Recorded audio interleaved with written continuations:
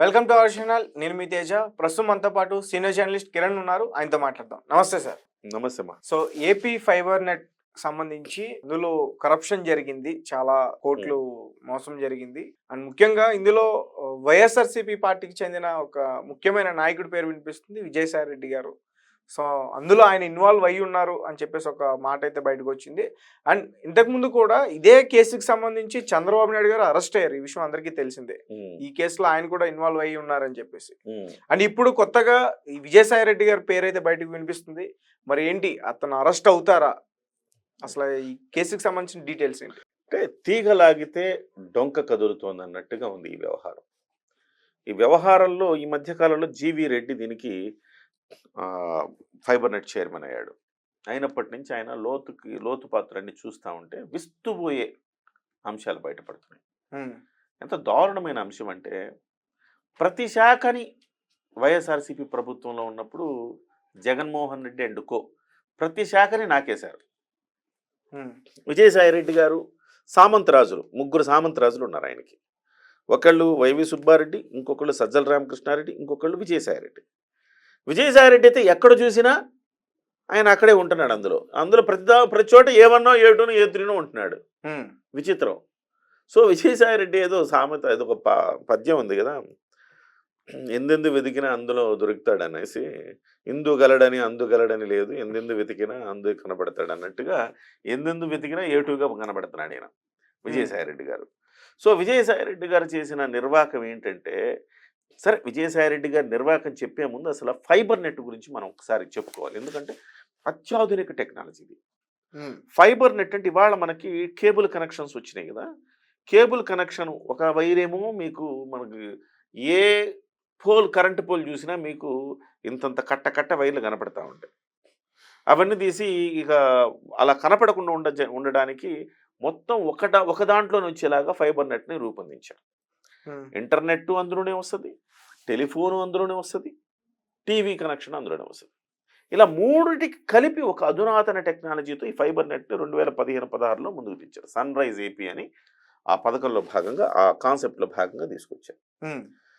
దీని ద్వారా మీకు చౌకగా వస్తుంది, టెలిఫోన్ కనెక్షన్ వస్తుంది, ఇంటర్నెట్ వస్తుంది, టీవీ వస్తుంది. ప్రతి ఇంటికి మీకు చాలా చౌకగా వస్తుంది. మన ఇంటర్నెట్కి ఏమో ఇవాళ 700-800 కడుతున్నాము, ఒక కేబుల్ కనెక్షన్కి ఒక 400 కడుతున్నాము. ఈ రెండు కాక మళ్ళీ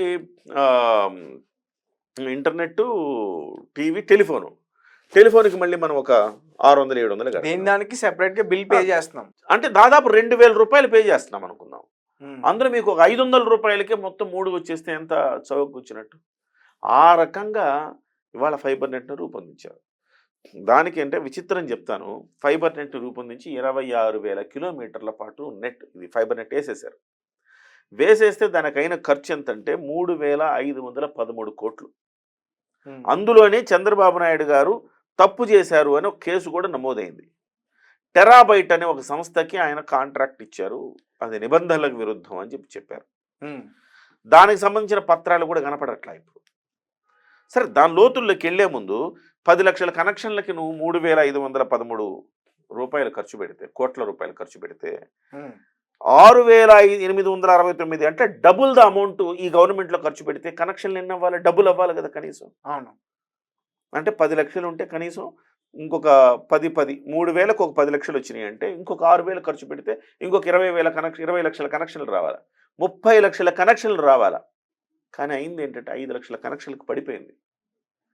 అంటే వీళ్ళ నిర్వహణ సరిగా లేక 5 లక్షల మంది వదులుకున్నారు కనెక్షన్. అదే సమయంలో మీరు అంతకుముందు అంటే దాదాపు 108 మంది ఎంప్లాయీస్ ఉండేవాళ్ళు, 40 లక్షల రూపాయలు జీతాల రూపంలో చెల్లించేవారు గత ప్రభుత్వంలో. ఎంప్లాయీస్ ఎంతమంది అయ్యారు? 1,300 మందికి పెంచారు ఎంప్లాయీస్ని. 4 కోట్ల రూపాయలు జీతం ఇస్తున్నారు ఇప్పుడు. 4 కోట్ల రూపాయలు ప్రతి నెల అందులోంచి జీతాలకు కట్ అవుతుంది. అంటే నువ్వు 40 లక్షలు ఉన్నది అంటే 10 రెట్లు పెరిగిపోయిందిగా జీతాలు. అంటే ఆ కనెక్షన్లు కూడా 10 రెట్లు పెరగాలిగా, అంటే 1 కోటి కనెక్షన్లు అవ్వాలిగా. అవును. విచిత్రంగా 5 లక్షల కనెక్షన్లు అయ్యాయి. ఇదే కదా చెప్తా ఉంది. వీళ్ళు ఎంత నెల 4 కోట్ల రూపాయలు అంటే మీకు ఆల్మోస్ట్ 5 ఏళ్ల పాటు ఇట్లా డ్రా చేశారు 4 కోట్లు. సో 100 కోట్ల రూపాయల కుంభకోణం జరిగింది ఇక్కడ. ఎట్ ద సేమ్ టైం ఇంకొక విచిత్రమైన అంశం ఏంటంటే అందులో చంద్రబాబు నాయుడు గారి మీద కేసు పెట్టారు అని చెప్తున్న ఈ అంశంలో ఆ పత్రాలు దొరకట్లేదంట. ఆ పత్రాలు ఎవరు మాయం చేశారని చూస్తే శాంతి గారు అనే మాట విన్నారు ఇంతకుముందు, దేవాదాయ శాఖలో శాంతి గారు. ఆ శాంతి గారి సిస్టర్స్ ఇందులో ఉద్యోగస్తులట. కొత్త ట్విస్ట్ ఇప్పుడు ఫ్యామిలీని పోషించేశాడు విజయసాయి రెడ్డి. శాంతి గారికే జాబ్ ఇప్పించడంలో ఆయన పాత్ర ఉంది అంటారు. అది ఎంతవరకు ఉందో మనకు తెలియదు. ఆ వ్యవహారాలు అవన్నీ ఆ భాగవతాలు అందరికీ తెలిసింది. ఇప్పుడు మళ్ళీ కొత్తగా మనం మాట్లాడుకోవద్దు. వాళ్ళిద్దరు సిస్టర్లకు కూడా ఇక్కడ జాబ్ ఇచ్చాడట.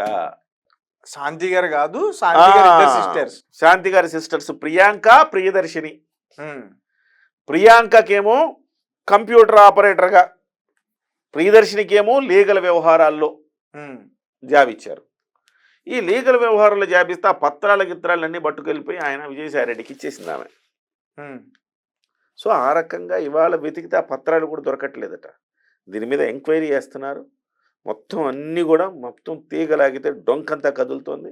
విజయసాయిరెడ్డి భాగవతం కూడా మళ్ళీ బయటికి రాబోతోంది. ఇందులో విజయసాయిరెడ్డి A1 ఉంటాడా, A2 ఉంటాడా చూడాలి. అంతే తప్ప ఖచ్చితంగా ఏలో 1, 2, 3 ఉంటాడు డెఫినెట్గా. ఈ మొత్తం మీద శాంతి గారి వ్యవహారం మళ్ళీ చర్చకు వచ్చింది. వాళ్ళ శాంతి గారి భర్త మళ్ళీ లోకేష్ గారి దగ్గరికి వెళ్ళారు. 20 కోట్ల ఆస్తిపాస్తులు సంపాదించిందండి ఆవిడ. ₹1,00,000 శాలరీ వచ్చి ఆవిడ 20 కోట్ల రూపాయల ఆస్తి ఎట్లా సంపాదిస్తుంది? దయచేసి ఈ 5 ఏళ్లలో దయచేసి ఎంక్వైరీ చేయండి, ప్రభుత్వ ధనం దుర్వినియోగం అయినట్టే కదా అని చెప్పేసి ఆయన మళ్ళీ లోకేష్ గారి దగ్గరికి వెళ్ళాడు. డెఫినెట్గా విజిలెన్స్ ఎంక్వైరీ ఆమె మీద ఎంక్వైరీ పడుతుంది. తర్వాత సాయిరెడ్డి మీద ఈ అన్ని వ్యవహారాల్లో ఎంక్వైరీ పడుతుంది. ఫైబర్ నెట్ అనేది ఒక ఉదాత్తమైన, ఒక అద్భుతమైన ఒక టెక్నాలజీని తీసుకురావాలన్న ఒక ఆలోచన చేస్తే దాన్ని ఈ రకంగా పిండుకున్నారు. ఎక్కడికి దొరికితే అక్కడ నాకేసారు. అన్ని శాఖల్ని పిండుకున్నారు. ఎక్కడ దొరికితే అక్కడ ఏదో ఒక రూపంలో పిండుకోవడమే. ఈ 1,300 మంది ఎంప్లాయీస్ ఎవరు అనుకుంటున్నారు? ఫైబర్ నెట్కి పనిచేసే వాళ్ళు కాదు. విజయసాయిరెడ్డి డ్రైవరు, ఆమె శాంతి డ్రైవరు. ఇట్లా అంటే ఉదాహరణ చెప్తున్నా. ఎక్కడ పెడితే నీకు ఉద్యోగం లేదా, సరే ఆడ పెట్టుకో, ఫైబర్ నెట్లో పెట్టేద్దాం, డబ్బులేమో ఫైబర్ నెట్ నుంచి వెళ్తాయి. వాడెక్కడో పనిచేస్తుంటాడు. పార్టీ వాళ్ళకో, పార్టీలో ఒక నాయకులకు, వాళ్ళకి పనిచేస్తుంటాడు. దుర్మార్గం. ప్రజాధనం అంటే లెక్కలేదు. దోచేశారు, నాకేశారు. సుమారు ఎన్ని కోట్లు సార్? దాదాపు కొన్ని వేల కోట్లు ఉంటుందండి. ఇప్పుడు 6,869 కోట్ల రూపాయలు వాళ్ళు ఖర్చు పెట్టారన్నారా.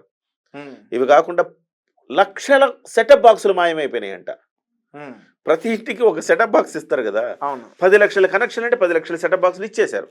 ఇంకో 10 లక్షలు పెట్టున్నారంట రెడీగా నెక్స్ట్ వెళ్ళటానికి, ఇవ్వటానికి, కనెక్షన్లు పెరిగితే ఇవ్వటానికి. కనెక్షన్లు తగ్గిపోయినాయి కానీ ఈ సెటప్ బాక్సులు 10 లక్షలు కూడా కనపడలేదండి. కనెక్షన్లు తగ్గినప్పుడు ఈ సెటప్ బాక్సులు ఎట్లా మాయమైతాయి? ఇంకొక 10 లక్షల సెటప్ బాక్సులు తెచ్చిపెట్టున్నారు.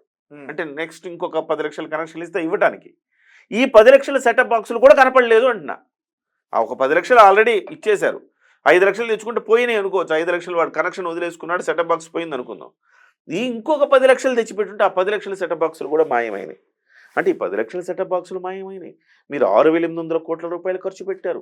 నెలకి 4 కోట్ల రూపాయలు అంటే 12/4 48 కోట్ల రూపాయలు. అంటే ప్రతి సంవత్సరం 50 కోట్ల రూపాయలు జీతాల రూపేణ. అంటే ఎన్నిసార్లు ఇచ్చారు? ప్రతి నెల 50 కోట్లు అంటే, ప్రతి సంవత్సరం 50 కోట్లు అంటే 5 సంవత్సరాలకు కలిపి ఒక 200 కోట్లు. ఈ 6,800 కోట్లు మొత్తం ఈ వ్యవహారంలో దాదాపుగా కొన్ని వేల కోట్ల రూపాయలు అన్యాక్రాంతమైన ప్రజాధనం. దీని మీద ఎంక్వైరీ వెయ్యాలా, నిందితులు ఎవరో తేల్చాలా. డెఫినెట్గా ఇప్పుడు వాళ్ళు ఎవరు ఉన్నారు వాళ్ళని బొక్కలో పెట్టాలా. ఇది ఇవాళ ప్రజలు చూస్తున్న డిమాండ్ కూడా అదే. చూద్దాం మరి ప్రభుత్వం ఊరికే ఈ రకంగా మాట్లాడటమేనా, కఠిన చర్యలు తీసుకుంటుందా లేదా? ఈ ప్రభుత్వం మీద కూడా జనానికి చాలా కోపంగా ఉంది. మీరు ఈ ప్రభుత్వాన్ని, మీ ప్రభుత్వం ఎందుకు తెచ్చాం మేము? 11 మంది, వాళ్ళకి 11 మందే ఇచ్చి మీకు 164 మంది ఎందుకు ఇచ్చాం? కఠిన చర్యలు తీసుకుంటారని కదా. 6 నెలలు అయింది. ఎవరినైనా బొక్కలో వేశారండి? చివరికి రాంగోపురం లాంటి తప్పించుకొని తిరుగుతూ ఉన్నాడు. సో శ్రీరెడ్డి అదే పరిస్థితి. గట్టిగా పవన్ కళ్యాణ్ గారు మాట్లాడారు కాబట్టి ఆ బోరుగడ్డనో లేకపోతే ఆ వర్రా రవీందర్ రెడ్డినో అరెస్ట్ చేశారు. అది ఆయన మాట్లాడకపోతే అది కూడా చేసేవాళ్ళు కాదు. ఇవాళ ప్రభుత్వం కూడా ప్రజలు మనకి ఇచ్చిన బాధ్యత ఏంటనేది చూడాలి. వీళ్ళని అరెస్ట్ చేయడం అనేది కక్షపూరితమైన చర్యగా ప్రజలు భావించరు. ఎస్, వీళ్ళు కరెక్ట్గా ఇలాంటి పనులు చేశారు కాబట్టే కదా వీళ్ళని మనం తప్పించాము, వీళ్ళకి శిక్ష పడాలి అని కోరుకుంటున్నారు ప్రజలు. అధికారులకు కూడా తెలియాలి. అధికారులు కూడా ప్రతి శాఖలో గత ప్రభుత్వం చెప్పినట్టు తల ఊపినందుకు ఆ శిక్షలు అధికారులకు కూడా వేయాలి. డెఫినెట్గా ఆ దిశలో సాగుతుందని మనం ఆశిద్దాం. Right sir. అంటే ఇప్పుడు ఇదంతా ఓకే. అంటే మీరు ఒక కొత్త ట్విస్ట్ చెప్పారు. ఇప్పుడు శాంతికి సంబంధించిన ఇద్దరు సిస్టర్స్ ఇందులో ఇన్వాల్వ్ అవ్వడం, ఫ్యామిలీని పోషించాడు సాయిరెడ్డి గారు. అంటే మరొక విషయం Definitely ఆయన గా. మెడకి చుట్టుకునే అవకాశం అయితే పూర్తిగా డెఫినెట్ గా కనిపిస్తుంది. మళ్ళీ ఇదంతా లాగితే అసలుకి వాళ్ళని జస్ట్ వాట్సాప్ తో అలా మెసేజ్ చేస్తే వాళ్ళకి ఉద్యోగాలు వచ్చినాయట. ఉమ్, వీళ్ళని తీసుకోమనడం, వాళ్ళు తీసుకోవడం. ఒక దశలో ఫైబర్ గ్రిడ్లో చేసే అధికారి పెద్ద ఆయన పైన ఆయన వీళ్ళిద్దరిని మీద తీసేద్దామని నిర్ణయం చేసుకుంటే నేరుగా విజయసాయిరెడ్డి గారికి ఒక మెసేజ్ వీళ్ళు పెడితే ఆ విజయసాయిరెడ్డి గారు అక్కడి నుంచి ఇక్కడికి తాకీదు పంపించాడట. వాళ్ళని ఎలా తీస్తామంటే ఇంకా ఆ వైపు కూడా చూడలేదని కొన్ని మీడియాలో వస్తూ ఉంది. సో ఇవన్నీ కూడా వెలికి తీయాలంటే దీంట్లో మనకి మీడియాలో వస్తున్న సమాచారం మేరకు మన విశ్లేషణ జరిగింది. దీంట్లో ఎంతవరకు వాస్తవాలు ఉన్నాయి అనేది